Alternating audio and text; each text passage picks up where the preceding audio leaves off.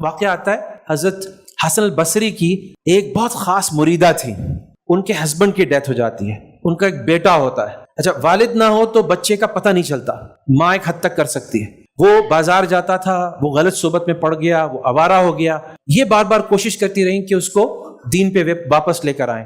کبھی حسن البصری کے پاس لے جاتی ہیں، کبھی وہ سمجھاتے، کبھی خود سمجھاتی، کبھی دعا کرتی، لیکن اس کی گناہ، اس کی آوارہ گردی، اس کی برائی بڑھتی چلی گئی. اور کرتے کرتے لیکن ایک وقت آیا جس وقت وہ لڑکا اس کو بیماری ہو گئی. وہ بیماری بھی ایسے ہوئی کہ وہ مرض وفات میں مبتلا ہو گیا. اب جب وہ مرض وفات میں اپنی جوانی میں مبتلا ہوا تو اس کو شدت سے توبہ کا احساس ہوا. جب شدت سے توبہ کا احساس ہوا تو اس وقت اس نے اپنی ماں سے رجوع کیا. اس نے کہا، ماں دیکھو، اب مجھے لگتا ہے کہ میرا آخری وقت ہے، اور تم نے اتنی کوششیں کی اور تم اتنی نیک ہو، اور حسن البصری جیسا ولی جو ہے وہ مجھے سمجھاتا رہا، ایک دفعہ مجھے اور چانس دلوا دو، ایک دفعہ ان کو بلا لو، میں ان کے ہاتھ پہ توبہ کر لوں.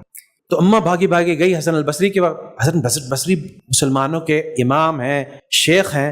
وہ اس وقت اپنے تھک ہار کے اپنی تہجد سے اٹھے، ابھی قیلولے کا وقت تھا. انہوں نے کہا، اچھا بی بی میں آتا ہوں، تھوڑا سا وقت، میں تھوڑی دیر بعد آتا ہوں. جب یہ واپس آئی ماں ان کے پاس، اس لڑکے نے اپنی مرض وفات میں پوچھا، ماں اس کی جان کنی ہو رہی تھی، اس کا وقت جان نکل رہی تھی. اس نے پوچھا، ماں وہ کہاں ہیں؟ اس نے کہا، بیٹا وہ ابھی نہیں آ رہے، وہ تھوڑی دیر بعد آئیں. اس کو یہ لگا کہ جیسے وہ مجھ سے مایوس ہو گئے. تو اس کے دل میں جو اس کی کیفیت بنی کہ جو میرا توبہ کا موقع تھا وہ بھی میرے ہاتھ سے نکل گیا. تو اس نے روتے روتے ماں سے کہا کہ اے ماں، اتنا میں بدبخت ہوں کہ میں نے آپ کا بیٹا تھا، اور حسن البصری نے مجھے اتنی دفعہ سمجھایا لیکن مجھے بات سمجھ میں نہیں آئی، تو اللہ نے میری توبہ قبول نہیں کی. میں ایسا ہوں کہ آپ مجھے مسلمانوں کے قبرستان میں دفن نہیں کیجیے گا، بلکہ میری لاش کو آپ رستے میں گھسیٹیے گا اور بتائیے گا دنیا والوں کو کہ یہ فاسق تھا، یہ فاجر تھا، یہ اللہ کا نافرمان تھا. اور ایسی تو یہ کہتے کہتے روتے روتے اس کا انتقال ہو گیا. جب اس کا انتقال ہوا تو تھوڑی دیر میں دروازے پہ کھٹکھٹ ہوئی. ماں نے روتے ہوئے وہ دروازہ کھولا تو حسن البصری کھڑے تھے. تو ماں نے پوچھا، آپ تو آرام کر رہے تھے، اور روتے روتے بتایا کہ اس دنیا سے وہ چلا گیا. تو اس نے کہا، میں آرام کر رہا تھا، میری ذرا آنکھ لگی تھی تو مجھے آواز آئی کہ حسن البصری تجھے کیا ہوا ہے؟ تیرا دل اتنا سخت ہو گیا کہ میرے ایک ولی کا انتقال ہو رہا تھا، اور تو وہ تم سے چاہتا تھا ملنا، اور تیرے ہاتھ پہ توبہ کرنا چاہتا تھا، اور تو نے اس کو وقت نہیں دیا، تو اس کے پاس نہیں آیا. تو اب اس لڑکے نے ساری زندگی گناہ کیا، حالانکہ اس کے باوجود کہ اس کی ماں جو تھی وہ خود ولیہ تھی، اور حضرت حسن البصری جو تھے وہ اس کو بار بار توبہ کراتے تھے، اس کو بار بار نصیحت کرتے تھے، لیکن ہی فنشڈ اسٹرانگ. اس کا انجام جو ہے خیر پہ ہوا. تو جو ہمارے پاس جو اس وقت سب سے بڑی دولت ہے وہ یہ ہے کہ ان راتوں کے اندر، اس وقت کے اندر جب ہم اپنی اسٹرانگ توبہ کر لیں. اچھا، اس میں ایک بات میں ابھی ایک ٹپ کے طور پہ آپ سے عرض کر رہا ہوں کہ اسٹرانگ توبہ کا مطلب یہ ہے کہ سم ہاؤ آپ سمجھیں کہ توبہ کہتے کسے ہیں اور توبہ کے آنسو کہتے کسے ہیں. آپ یہ سوچیں، کسی طرح سے اپنے اندر یہ کیفیت پیدا کریں کہ اس دنیا کے اندر سب سے زیادہ گناہ گار میں ہوں. اچھا، میں آپ کو اپنے بارے میں کہہ سکتا ہوں، ہم اپنے بارے میں کہہ سکتے ہیں، یار ہم بہت سارے گناہوں کو سوچ سکتے ہیں. تھوڑی دیر سوچیں صحابہ کا، تھوڑی دیر سوچیں حضرت ابو بکر کا.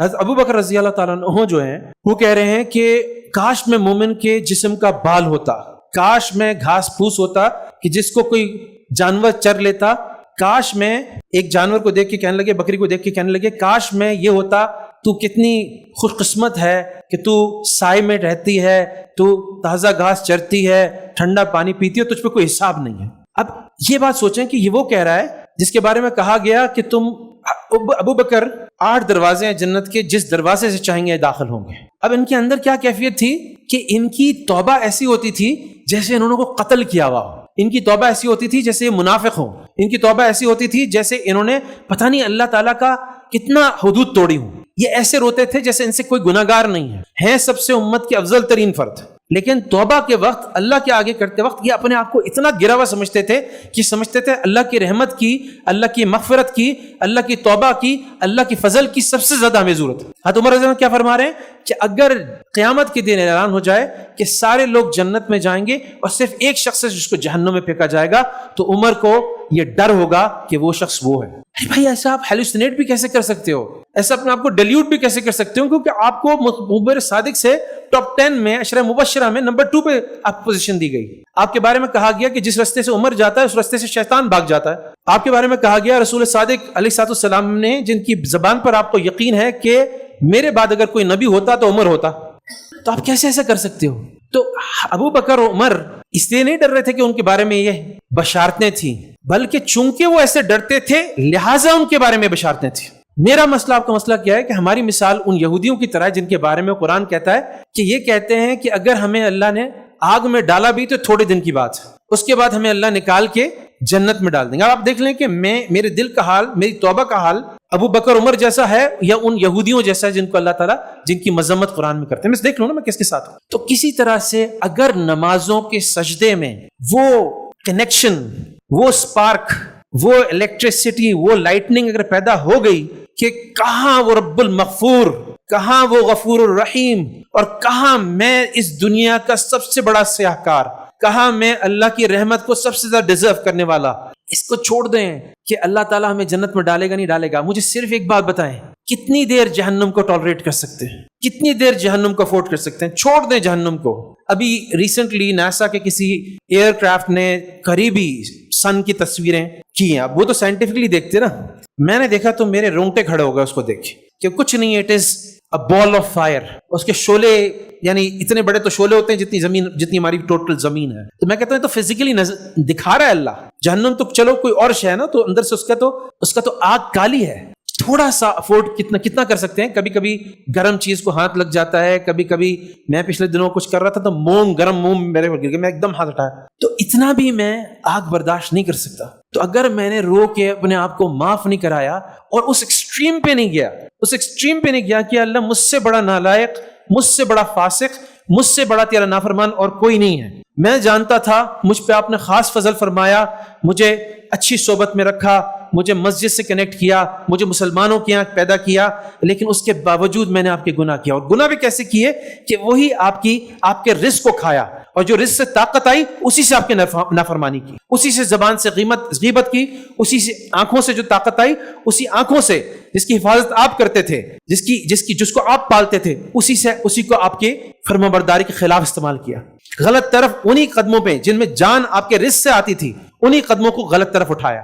تو اگر میری یہ کیفیت ہے تو میں تو دیکھیں، رونے کا اگر ہمیں ڈھونڈنا ہے نا، تھوڑی دیر میں اپنے گناہوں کو سوچوں گا تو مجھے رونا آئے گا، اللہ کی نعمتوں کو سوچوں گا تو رونا آئے گا، اپنے مردہ رشتہ داروں کو سوچوں گا، ان کا قبر کا حال سوچوں گا تو رونا آئے گا، اپنی قبر کی پہلی رات سوچوں گا تو رونا آئے گا، فلسطینیوں پہ اس وقت ان بچوں پہ کیا بیت رہی ہے مجھے رونا آئے گا، میں صحابہ کی زندگی کو دیکھوں گا مجھے رونا آئے گا۔